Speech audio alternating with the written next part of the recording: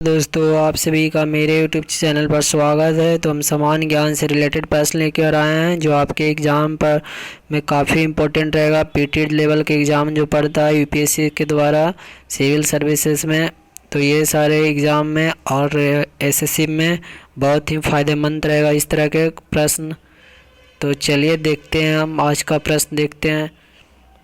तो यदि चैनल पर नए हैं तो चैनल को सब्सक्राइब कर लीजिए और बेल आइकन को दबा लीजिए ताकि आने वाले वीडियो का नोटिफिकेशन मिलते रहे। तो पहला है, गैलीलियो एक इतालवी खगोल शास्त्री थे। तो किस तरह के खगोल शास्त्री थे उनके बारे में बताना है। तो यहाँ चार ऑप्शन दिया है कि गैलीलियो एक इतालवी खगोल शास्त्री थे। यदि आपको पता है तो कमेंट बॉक्स में बता सकते हैं आंसर। तो इसका सही आंसर क्या होगा? इसका सही आंसर होगा कि गैलीलियो एक इतालवी खगोल शास्त्री थे। दूरबीन का विकास किया। ठीक थे, वे किस तरह के दूरबीन का भी विकास किए। बृहस्पति के चारों ग्रहों की खोज की।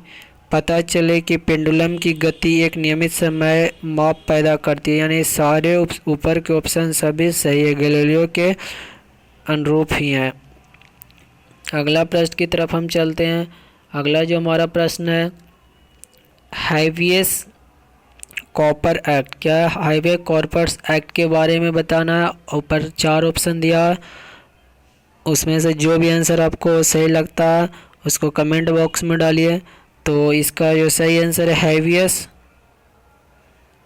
हाईवेज कॉर्पस एक्ट के बारे में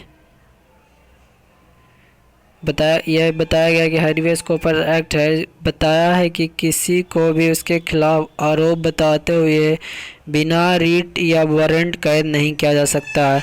हाईवेज कॉर्पस एक्ट में यह बताया गया है कि बताया है कि किसी को भी उसके खिलाफ आरोप बताए हुए, मतलब कोई व्यक्ति को आप बिना आरोप बताए हुए कि आप कोई को पकड़ नहीं सकते, उसको आरोप आपको बताना है या वारंट देना है तभी आप पकड़िएगा। अगर किसी भी कैदी को त्वरित मुकदमे या जमानत में रिहा करने के लिए सुविधा की गई, मतलब कोई भी कैदियों को मुकदमा या जमानत में रिहा करने के लिए सुविधा की, ये भी सही है, ये भी सही है। और थर्ड में क्या कहता है, राजा के आदेश द्वारा मनमानी कारावास के खिलाफ लोगों की व्यक्तिगत स्वतंत्रता की रक्षा के लिए भी सही है। यानी ऊपर के सभी ऑप्शन हाईवेज कॉर्पस एक्ट से रिलेटेड है, यानी सारे ऑप्शन इसके सही है। अगला प्रश्न की तरफ चलते हैं। हमारा प्रश्न है अगला क्वेश्चन नंबर 13 कि धूप के संपर्क क्या है? धूप के संपर्क में आने से व्यक्ति का अपना स्वास्थ्य को बेहतर बनाने में मदद मिलती है। क्योंकि धूप के संपर्क में आने से व्यक्ति को अपने स्वास्थ्य को बेहतर बनाने की मदद मिलती है। क्यों मिलती है? इसका चार ऑप्शन दिया है, आपको चार ऑप्शन में से सही ऑप्शन ढूंढना है। तो इसको जो सही आंसर क्या होगा? Option number D. Option number D क्या कहता है? पराबैंगनी किरणें त्वचा के तेल को विटामिन डी में बदल देती है। यानी पराबैंगनी किरणें क्या करती है? त्वचा में जो नमी तेल है उसके थोड़ा मनी नमी रहता है तेल वाला, उसको विटामिन डी में बदल देती है। इसीलिए धूप के संपर्क में आने से व्यक्ति के स्वास्थ्य पर क्या होता है? अच्छा प्रभाव पड़ता है, यानी स्वास्थ्य क्या होता है? ठीक होता है। अगला प्रश्न हमारा क्वेश्चन नंबर 14 है कि गोल्फ खिलाड़ी विजय सिंह किस देश के हैं? गोल्फ खिलाड़ी जो विजय सिंह हमें किस देश के? यहाँ चार ऑप्शन दिया हुआ है, आपको उसका आंसर बताना है। यदि आप जानते हैं तो कमेंट बॉक्स में डाल सकते हैं। तो इसका सही आंसर है फिजी। जो गोल्फ खिलाड़ी विजय सिंह किस देश के हैं? तो ये फिजी देश के हैं। अगला प्रश्न हमारा है एक निर्यातक दी जाती है एक निर्यातक को गारंटी दी जाती है उसके माल का आयातक उसके ऑर्डर द्वारा किए गए सामान के लिए तुरंत भुगतान करेगा के रूप में जाना जाता है। तो किस रूप में जाना? एक निर्यातक को गारंटी दी जाती है कि उसके माल का आयातक उसके द्वारा ऑर्डर किए गए सामान के लिए तुरंत भुगतान करेगा के रूप में जाना जाता है। तो किस रूप में जाना जाता है? यहाँ चार ऑप्शन दिया है, आप बताइए इसका सही आंसर। तो इसका सही आंसर क्या होगा? लेटर ऑफ क्रेडिट के रूप में जाना जाता है। क्या लेटर ऑफ क्रेडिट के रूप में जाना जाता है? अगला प्रश्न है, पहले अफगान युद्ध कब हुआ था। यहाँ आपको 4 ऑप्शन दिया हुआ है, आपको उसमें से ढूंढना है कि पहला अफगान युद्ध कब हुआ था। तो पहला अफगान युद्ध कब हुआ था, यहाँ 4 ऑप्शन दिया, इसमें से ढूंढ कर बताइए। तो इसका सही आंसर क्या होगा, 1839 में। 1839 में पहला अफगान युद्ध हुआ था। अगला प्रश्न की तरफ चलते हैं हम।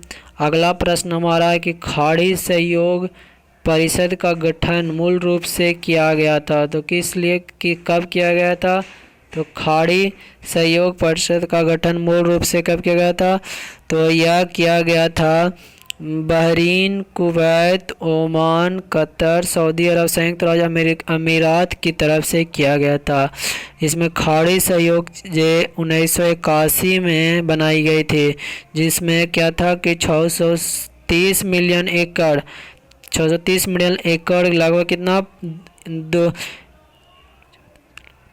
यानी 25 लाख के परसेंट में किमी के अंदर में बनाया गया था।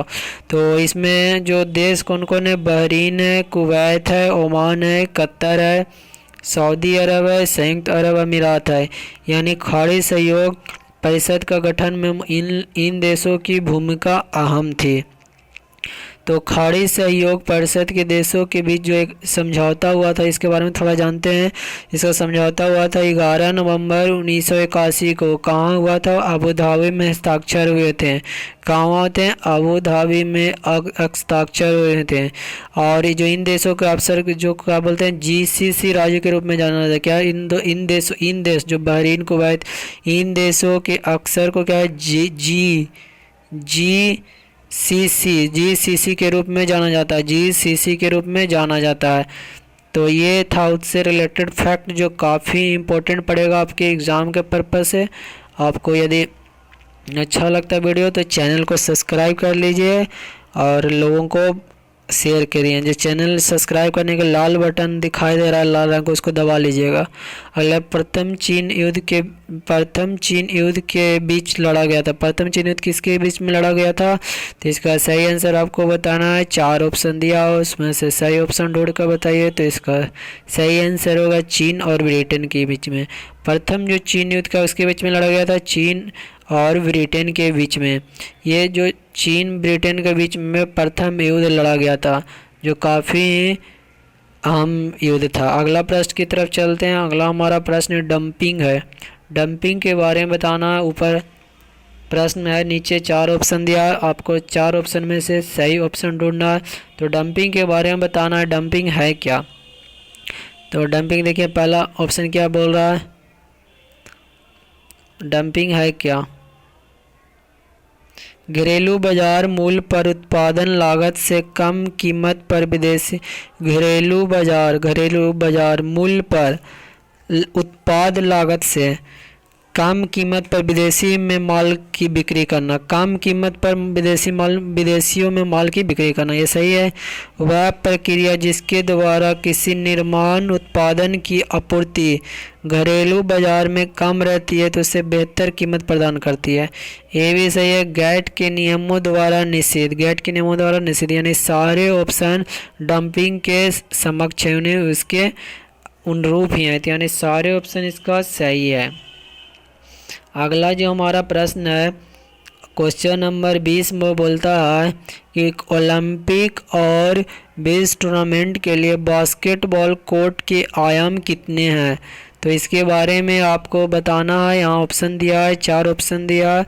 तो ओलंपिक और बेस टूर्नामेंट के लिए बास्केटबॉल कोर्ट का आयाम होता है 28 mx 15 मीटर, 28 mx 15 मीटर, यानी 15 मीटर, यानी इसका सही आंसर क्या होगा, ऑप्शन नंबर बी। तो ये था आज का हमारा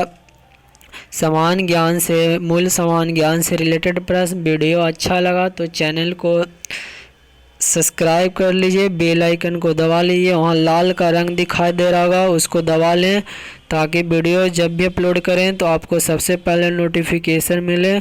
और वीडियो को ज़्यादा से ज़्यादा लोगों तक शेयर करें ताकि मुझे भी मोटिवेशन मिले वीडियो बनाने के लिए। तो वीडियो देखने के लिए आप सभी को बहुत बहुत धन्यवाद।